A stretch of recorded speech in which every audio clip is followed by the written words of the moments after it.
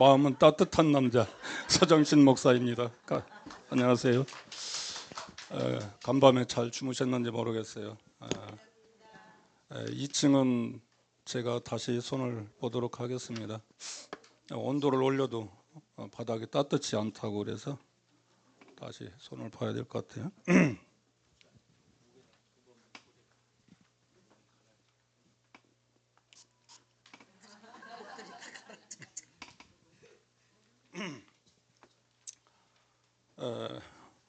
어제 이계성 목사님께서 이제 애굽에 대해서 말씀하시고 자기가 어떻게 살아냈는지에 대해서 말씀하셨습니다.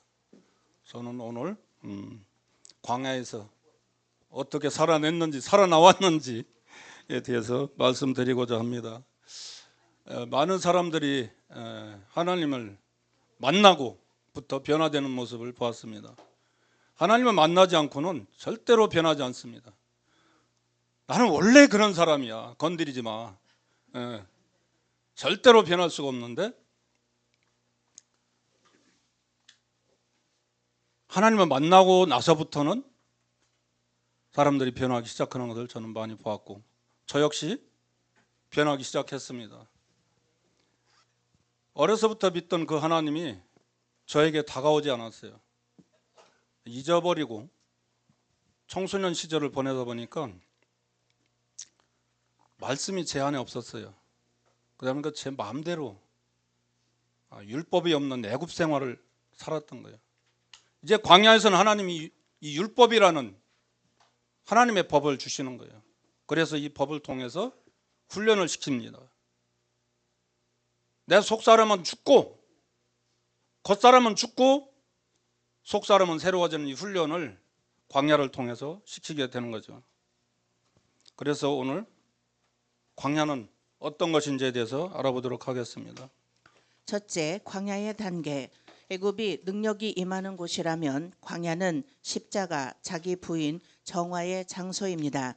애굽에서 사람들은 하나님의 임재를 발견합니다. 권능의 세계, 불의 세계, 하나님의 영광을 발견합니다. 그러면서 그들은 바로의 권세에서 벗어나게 됩니다. 그들은 승리의 삶의 맛을 알게 됩니다. 그들은 기독교가 너무 좋은 것임을 알게 됩니다. 그들은 하나님이 살아계신 분이심을 알게 됩니다. 그들은 하나님을 찾기만 하면 모든 것들이 아무런 문제가 되지 않는다는 것을 발견합니다. 그러나 때가 되면 그들은 광야로 가야 됩니다. 그들은 온갖 낙관적인 생각으로 가득 차 있지만 그들은 광야로 가야 됩니다. 이곳은 달콤한 곳이 아닙니다. 고통과 쓴뿌리, 눈물만이 가득한 곳입니다. 애굽은 하나님의 백성이 하나님의 시간이 되었을 때 하나님을 발견하고 자신이 하나님의 자녀임을 알게 되는 곳입니다. 그러나 아직도 그의 본성은 세상의 사람, 육체의 사람입니다. 광야는 주님의 깨우치심을 통해 자신의 본성을 발견하는 곳이며 영에 속한 사람이 되기 위하여 겉사람이 죽음을 경험하는 곳입니다. 이곳에서는 기본적인 생명을 유지하는 것 외에는 모든 요구들이 거절됩니다. 애굽에서 경험했던 은혜의 하나님께서 이곳에서는 무서운 훈련의 채찍을 드십니다. 애굽은 하나님의 은혜로 거저 통과했으나 이곳에서는 자기의 정과 욕심을 십자가에 못 박고 순종하지 않는 사람은 아무도 광야의 바깥으로 나가지 못합니다. 애굽에서 방언을 했든 예언을 했든 투시를 했든 입신을 했든 기적을 행했든 수많은 병을 고쳤든 이곳에서는 자신의 고집을 주님께 굴복시키지 않고는 한 걸음도 앞으로 나갈 수 없습니다. 애굽에서 기적을 맛보고 이스라엘 백성들은 신이 납니다. 그러나 그들은 자신들 속에 무엇이 있는지 모릅니다. 아직 자신들이 주님을 섬길 준비가 되어 있지 않음을 모릅니다. 아직 자신의 속에 처리받아야 할 수많은 악의 목록이 있다는 사실을 알지 못합니다. 그래서 하나님은 그들을 광야로 인도하십니다.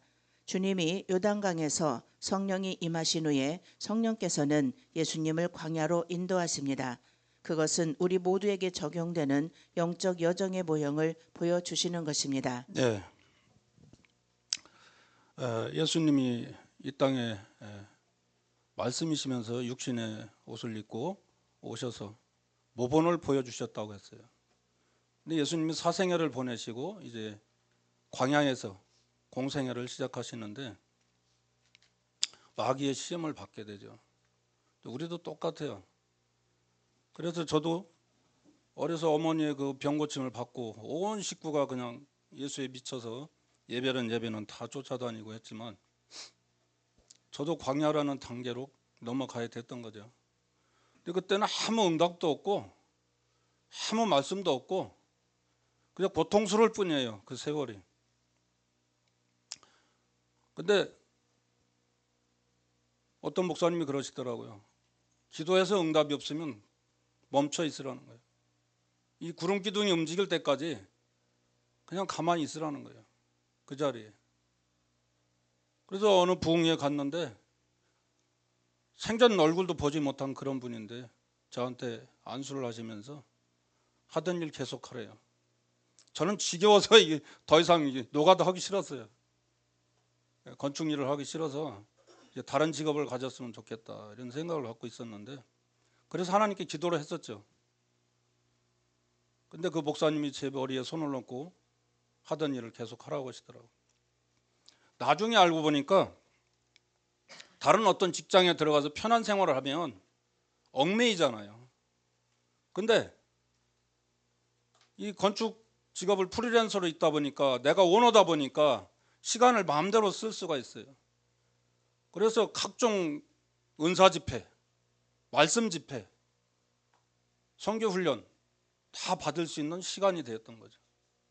나중에 알게 된 거예요. 왜 그래 힘들게 살아야 됐는지. 그리고 제가 IMF 때 그렇게 사면 초과가 돼서 물질 훈련을 엄청 세게 받았어요. 죽으려고 도원에 갔다가 하나님 만나고 이제는 됐구나 하고 안중에 있는 오뚜기 식품연구소에 일이 나와서 일을 했는데 돈은 1,000만 원은 남아야 되는데 1,000만 원이 까졌어요. 세상에 이러고 나 눈물 흘리기는 그때 처음이에요. 진짜 광야에서 이 눈물이라는 것은 그냥 눈물이 아니더라고요. 나를 훈련시키는 거예요. 내 속에 그 물질을 사랑했던 거, 물질 만능주의, 물질이면 다 되는 거.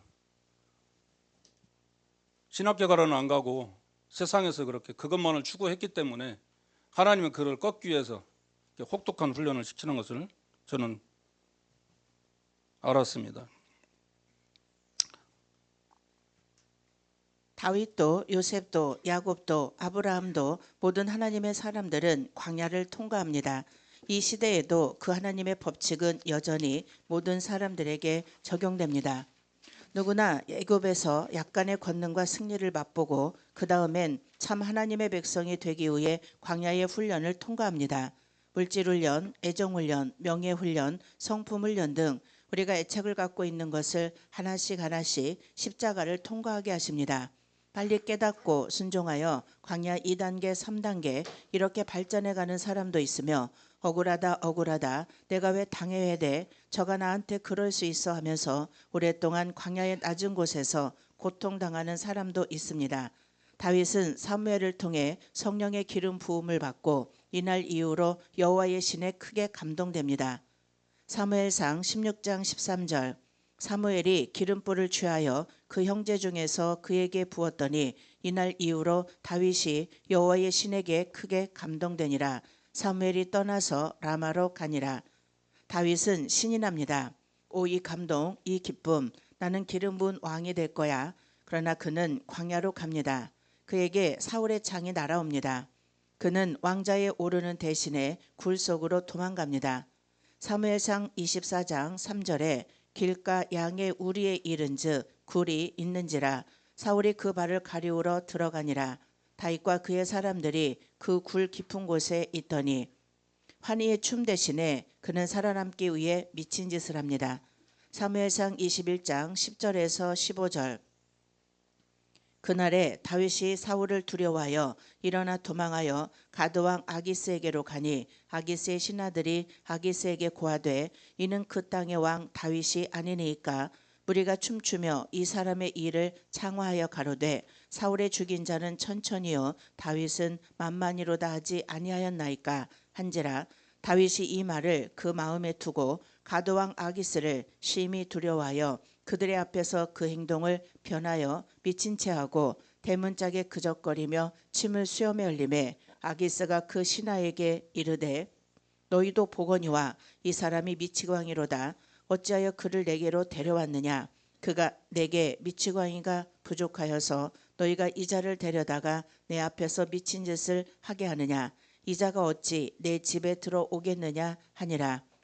그는 왕에 오르기 전까지 광야에서 왕이 되기 위한 수업을 받습니다.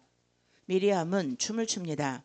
출애굽기 15장 21절에 하나님을 찬양하라. 그는 말과 그 탄자를 바다에 던졌음이로다. 그러나 그 찬양하던 입술의 침이 마르기도 전에 그들은 원망의 말을 토하고 미리암은 넘어집니다. 그녀는 불평하다가 문둥이가 됩니다. 베델에 하나님을 경험한 야곱, 그는 감격합니다. 창세기 28장 16절에 여호와께서 과연 여기 계시거늘 내가 알지 못하였도다. 그는 광야로 갑니다. 놀라운 꿈의 사람 요셉, 그러나 그는 광야로 갑니다. 주님의 손에 붙들린 바울, 그 빛에 거꾸러진 바울, 그러나 그도 광야로 갑니다. 주님께서 아브라함에게 말씀하십니다. 본토 친척 아비집을 떠나라. 내가 내게 지시하는 곳으로 가라. 아브라함은 순종하고 그곳에 도착합니다. 그곳에 기근이 옵니다. 주님께 순종하자 기근이 옵니다. 그는 광야를 경험합니다. 그리고 그가 광야에서 나오기까지는 많은 시간이 걸립니다.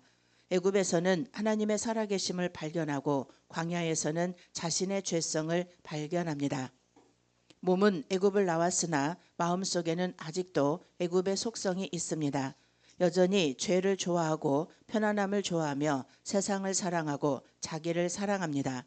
주님의 뜻을 좋아하지 않으며 나의 뜻, 나의 성향, 나의 취향을 사랑합니다.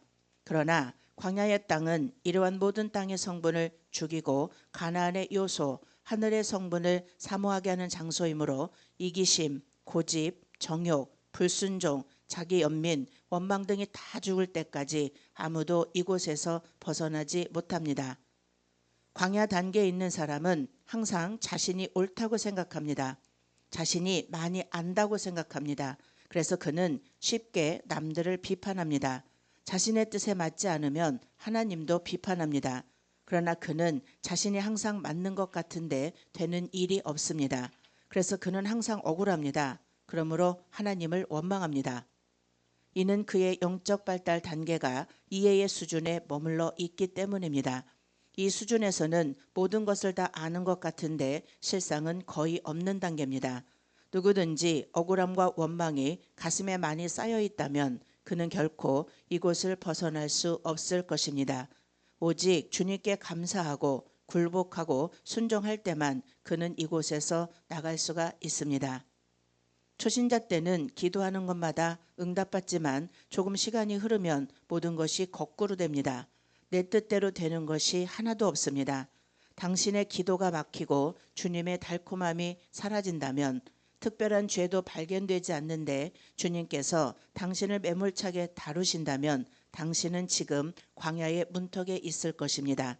잠시 주님께서 당신에게 긍휼을 제거하시고 당신의 어떤 부분을 다루실 것입니다. 이때는 은혜의 시간이 아니기 때문에 눈치 없이 응석을 부리지 말고 다음에 긍휼의 시간이 올 때까지 납작 엎드려서 시기를 통과해야 합니다. 조용한 기도를 할 때 애굽인들은 잠을 자지만 광야인들은 잡념이 많습니다. 그들은 생각이 복잡합니다. 광야에서는 모든 것들이 복잡해집니다. 네, 저도 제 안에 있는 죄성을 발견하고 말씀을 이제 알게 되면서 그것이 제 가슴을 머리서부터 말씀이 들어와서 가슴으로 느껴지고 마음으로 내려오니까 다시는 그것을 반복할 수가 없더라고요. 그래서 제가 하던 성경에서 하지 말라는 짓거리를 하나씩 제거를 했어요.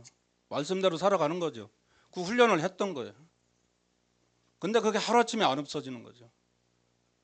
꾸준히 단순, 집중, 반복을 하는 거예요. 아, 내가 또 저질렀네. 이제 안 해야지. 이 생각을 계속 갖게 되는 거예요. 근데 이 사단은 그러면 그렇지, 네가 그걸 지킬 수 있겠냐, 이 검사 노릇을 하는 거죠. 내 죄가 이러니라고. 하나님이 나의 변호인이 되셔서, 예수님이 나의 죄를 용서해 준다는 그 사실을 알기 때문에 그 죄책감이라는 거 있잖아요. 이런 걸 잘못했는데 느껴오는 죄책감에 대해서 해방될 수가 있더라고요. 그때부터 평안이 오기 시작하는 거예요. 그 죄책감에 사로잡혀 있으면 평강이 임할 수가 없어요. 그러면서 남을 이해를 하게 돼요. 남의 입장에서 저 사람이 왜 나에게 그럴까? 집사람이 저의 혹독한 조교라고 그랬잖아요. 저의 자존심, 남자로서의 그 모든 자존심을 아주 밑바닥까지 깔아뭉갰으니까 가만히 생각하니까 저 사람이 왜 나한테 저러나, 그런 생각이 들더라고요. 아, 내가 못나서 그렇구나. 그 생각이 딱 들으니까 더 이상 그 사람이 뭐라고 나를 쏴붙일 때 할 말이 없어요. 그래서 고 목사님이 여기 써놓으신 것처럼 침묵할 수밖에 없었어요. 할 말이 없더라고. 아무리 쏴붙여도 할 말이 없어. 그전에는 어떻게 했냐, 나한테 쏴붙이면 그 쏴붙이는 거에 대해서 내가 속에서 참을 수가 없어서 주변 사람들한테 얘기를 했어요. 그러면 그게 부메랑이 돼서 집사람 귀로 들어가요. 그러면 자기를 해뭐로 만들었다고 또 나를 막 공격하는 거예요. 내가 왜 이래야 되나? 말씀을 다시 되짚어 보니까 나의 죄성 때문이에요. 나를 다루시고 있더라고요. 그런데 이제 IMF 때 이혼을 또 했잖아요. 경제적인 문제 때문에. 뭐 성격 이런 거 아무것도 아니에요. 그건 다 돈이야, 돈. 돈 때문에 이혼을 하고 이제 아이들을 놓고 나가래요, 나보러. 근데 자기는 생활 능력이 없잖아요. 아무것도 안 하는데. 그래도 나갈 수가 없어서 그냥 이혼 상태로 한 집에 살았던 거죠. 그 아이들이 다 크고 이제 선교지로 나가려고 하니까 하나님이 정리를 해주시더라고. 아이들 직장 잡고, 딸내미는 가수로 나가고, 애들 엄마는 식당 차려줘서 식당을 하고. 제가 신경 쓸 게 아무것도 없어요. 저 혼자 남아서 집에 아무도 없어 떨거라니. 그래서 선교지로 나갈 수 있는 환경을 만들어 주셨던 거죠. 그래서 평강을 가지고 해외에 나갔는데, 그때까지도 저는 제가 순종을 잘하는 줄 알았어요. 어렸을 때 아버지가 비닐하우스를 했기 때문에 시키는 거는 잘했어요. 장남이고 동생들은 말 안 듣고, 그러니까 제 스스로 참고 했던 거죠. 그리고 목사님들도 뭘 시키면 바로바로 잘하니까 잘한다고, 순종을 잘한다고 그랬는데, 필리핀 가서 내 속에 아직도 남아있는 자영업을 하니까 내 마음대로 무엇을 사고 팔고 내 마음대로 다 했던 거예요. 그것이 남아있더라고요. 근데 필리핀에서는 그 디렉터, 그분이 모든 것을 재정을 맞춰서 급하고 안 급한 거를 가려서 써야 재정 집행을 하기 때문에 항상 미리 나가서 물건값 알아보고 와서 허락을 받고 받아갖고 와서 사와래. 그런데 사러 갔으면 하나 사서 돈이 남아서 또 하나 필요해서 그걸 사갖고 오면 그건 안 줘요. 내 돈으로 물어내야 된대. 이게 엄청 힘들더라고요. 아, 순종이 덜 됐구나. 나는 된 줄 알았더니 덜 됐구나. 그래서 필리핀에도 그걸 혹독하게 훈련을 받았어요. 그리고 내 안에 화가 또 다 죽은 줄 알았는데, 어느 날 워커들이 말을 안 들어, 현지인들이. 그래서 막 아이들도 나와 있고 청소하고 있는데 막 혼을 냈더니 워커가 집에 가서 문자가 왔어요. 당신은 선교사 아니래. 화냈다고. 그래서 막 제가 장문을 써서 또 잘못했다고, 다음날 나오라고, 미안하다고 그랬더니 나왔더라고요.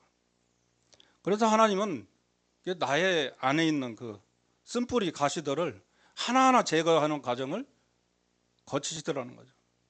아브라함도 그렇고 이삭도 그렇고 야곱도 그렇고 요셉도 그렇고 다 광야를 거쳤어요. 근데 그 과정을 여기서 다 일일이 설명할 필요는 없지만 우리가 창세기에서 봤던 그 선진들이 겪었던 그 광야 생활은 저에게도 동일하고 여러분에게도 동일하다라는 거죠.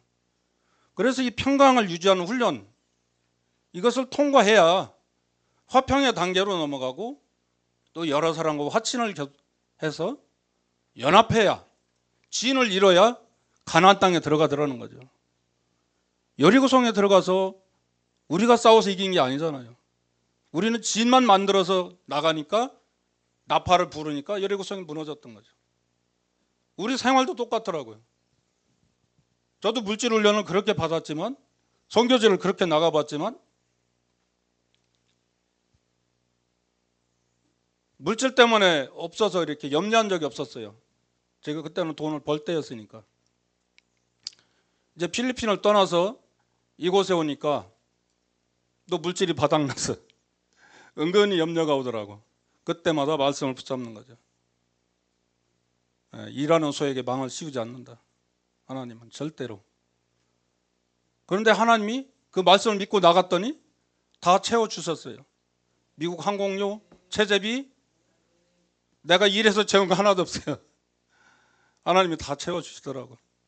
아, 역시 하나님 일을 하시면 하나님이 주시는구나. 그래서 물질 훈련도 평강이 임했습니다. 그래서 제 입는 거, 먹는 거 넘쳐나요. 이것도 제 돈으로 산 거 아니고 신발도 제 손으로 산 게 아니에요. 다 준 거예요. 이렇게 평강의 단계, 영적인 단계에 올라서면 고 목사님 말씀대로 인권, 영권, 물권이 그냥 자동으로 따라오더라는 거죠. 이 광야에서의 훈련을 그렇게 혹독하게 저하게 시켰던 것을 이제는 이해가 돼요. 내 안의 쓴뿌리들을 제거하기 위해서 그렇게 저를 훈련시켰음을 알고 있습니다. 신앙은 단순한 것이며 자신은 많은 것들을 알고 있다고 생각했는데 이제는 모든 것이 혼란스럽습니다. 전에 가졌던 많은 확신들이 이제는 퇴색되고 과연 자신이 지금 오른쪽에 있는지 확신을 할 수가 없습니다. 도대체 하나님의 뜻이 무엇인지 어디에 있는지 혼란에 빠지게 됩니다. 그러나 기억해야 할 것은 당신이 헤매고 방황하며 이해할 수 없는 순간에도 하나님의 가르치심과 인도하심은 계속 이루어지고 있다는 것입니다. 당신의 이해가 흔들리는 것도 한 교육의 과정으로서 당신을 새로운 깨달음과 빛의 세계로 인도하시는 것이며 점차 당신이 자신의 이해가 아닌 그물에 대한 신뢰로서의 길을 걸어갈 수 있도록 이끄시는 것입니다. 누가복음 23장 39절에서 43절에 달린 행악자 중 하나는 비방하여 가로되 내가 그리스도가 아니냐 너와 우리를 구원하라 하되 하나는 그 사람을 꾸짖어 가로되 내가 동일한 정죄를 받고서도 하나님을 두려워 아니하느냐 우리는 우리의 행한 일에 상당한 보응을 받는 것이니 이에 당연하거니와 이 사람의 행한 것은 옳지 않은 것이 없느니라 하고 가로되 예수여 당신의 나라에 임하실 때에 나를 생각하소서 하니 예수께서 이르시되 내가 진실로 내게 이르노니 오늘 내가 나와 함께 낙원에 있으리라 하시니라. 네. 내 안의 그 죄성을 해결하지 못하면 내 손에 묻은 피 때문에 기도를 응답하지 않으신다고 들으시지 않는다고 말씀하시잖아요. 그래서 우리는 이 나와의 싸움에서 철저하게 나의 죄성과 싸워야 되는데 내가 죽지 않으면 안 되더라고요. 죽은 놈은 말이 없어요. 아무리 찌르고 발로 차고 때려도 말이 없어. 근데 살아있는 사람은 꿈틀거리고 말을 하잖아요. 근데 내가 죽어야 된다는 게 쉽지 않아요. 안 죽어져. 이게 반복되니까 되더라니까. 이제는 제가 말이 없는 이유가 있어요. 말이 많으면 실수를 하게 돼. 이게 뭐 3번 생각, 뭐 9번 생각하고 얘기를 하잖아요. 소경되고 기머거리 되고 벙어리 되라고 말하는 말이 생각을 하고 말을 하라는 거죠. 근데 우리는 그냥 생각나는 대로 팍 뱉어버리면 주워 담을 수가 없어. 물은 엎지른 물은 담을 수가 없어. 그래서 제가 말이 적고 듣는 것을 많이 해요. 듣고 필요한 말만 하고 그러는데 이렇게 되기까지는 저도 많은 고난을 겪었어요. 막 남을 정죄하잖아요. 그럼 말씀에서 뭐라고 하냐면 너는 어떤데? 내 눈엔 들보는 어떤데? 그러니까 나를 선악과를 따먹는 일을 이제 그쳐야 되는 거죠. 남을 정죄하고 비판하고 판단하는 일을 그쳐야 되기 때문에 입을 다물 수가 없죠. 내 죄성을 깨닫고 나를 돌아보게 되더라고요. 그러면서 침묵이 돼요. 이곳을 통과하기 위해서 우리는 침묵을 배워야 합니다. 단순히 소리의 침묵이 아닌 마음의 침묵, 의지의 침묵을 배워야 합니다. 어떤 변명도 자기 연민도 자기 합리화도 여기선 용납되지 않습니다. 주님의 뜻과 인도하심에 오직 침묵으로 나가야 합니다. 그것이 나의 기질에 맞는 것이든 아니든 내가 가장 싫어하는 것이든 아니든 내가 가장 할 수 없는 것이든 아니든 간에 오직 순종과 침묵으로 나가야 합니다. 도살장으로 끌려가는 어린 양과 같이 털 깎는 자 앞에 잠잠한 양과 같이 우리는 그저 조용히 걸어가야 합니다. 어떤 일을 겪어도 십자가 옆에 강도와 같이 우리는 마땅히 받을 것을 받는다고 고백해야 합니다. 네. 저 이제 현장에서 일을 하다 보면 아줌마들이 남에 대해서 정죄하고 비판하고 판단하는 말을 많이 하거든요.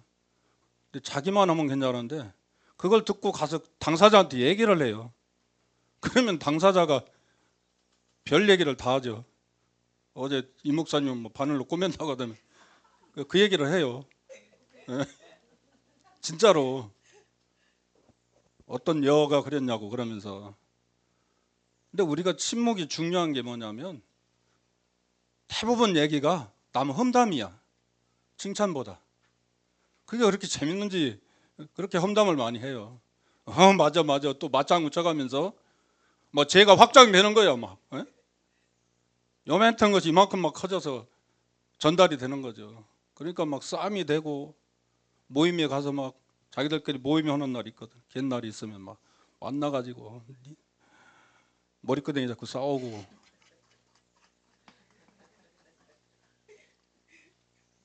참 남자들은 그렇게까지는 안 하는데 아줌마들은 무섭더라고.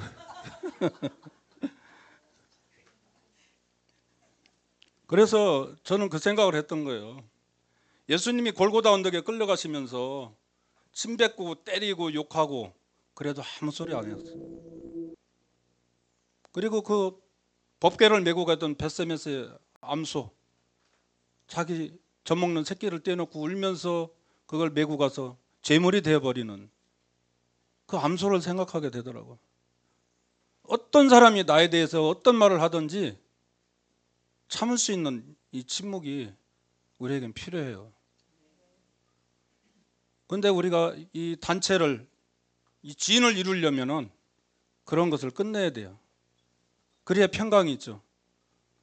이 안에서 막 누가 어떻더라 그래가지고 수근수근 하면 또 누가 그러냐 그러고 삐죽삐죽하고 그러면 지인이 안 되죠. 오합지졸이 되는 게 한마디로.